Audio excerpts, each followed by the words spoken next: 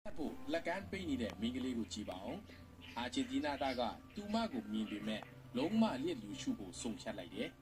မိန်းကလေးကရေပေမဲ့သူမရဲ့အိုင်တော်ကသူမကိုလက်ဆွဲနှုတ်ဆက်ဖို့ညှင်းဆန်လို့စိတ်ပြတ်သွားတယ်ဆိုတာသူမမယုံနိုင်ဘူးနောက်ထပ်ပွဲစဉ်တစ်ခုမှာပရိသတ်တယောက်ကမက်ဆီကိုချစ်တယ်လို့အော်ပြောလိုက်တယ်မက်ဆီကသူ့ရှေ့မှာရပ်နေတာကိုသူမမယုံနိုင်ဘူးဒါပေမဲ့မက်ဆီဘေးနားကပရိသတ်တယောက်ကလက်ကမ်းပေးတဲ့အခါအာဂျင်တီးနားသားကသူ့ကိုလုံးဝလျက်လူရှုလိုက်တယ်သူကသူ့ကိုမကြည့်ဘူးဒါပေမဲ့ဒါကပိုဆိုးတယ်ခလီတယောက်ကမက်ဆီရဲ့လက်ကိုလှုပ်ဆက်ဖို့ကြိုးစားတော့အာဂျင်တီးနားသားကသူ့ကိုထားခဲ့တယ်မက်ဆီမှဘာမားနေလို့လဲသူ့ပရိသတ်တွေကိုလှုပ်ဆက်ဖို့နှိမ်ချမှုမရှိလို့လား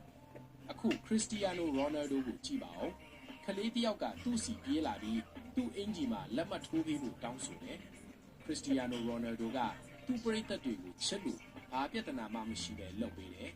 ပြီးတော့မတန်ဆွမ်းမိန်းကလေးတယောက်ကခရစ္စတီယာနိုကိုနှုတ်ဆက်ပြီးပေါ်တူဂီကျယ်ပွင့်ကသူမနဲ့အတူဓာတ်ပုံရိုက်ပြီးသူမကိုပျော်ရွှင်အောင်လုပ်ပေးတယ်အဲ့ဒါကြောင့်ခရစ္စတီယာနိုရိုနယ်ဒိုဟာကမ္ဘာပေါ်မှာအချစ်ဆုံးကစားသမားပါသူကသူ့ပရိသတ်တွေကိုနှုတ်ဆက်ဖို့ဘယ်တော့မှငြင်းဆန်လိမ့်မရှိဘူး FIFA ကသူ့ရဲ့ idol ကိုရွေးချယ်ခဲ့ပြီးမြဲကမ္ဘာကြီးကခရစ္စတီယာနိုရိုနယ်ဒိုကိုရွေးချယ်ခဲ့တယ်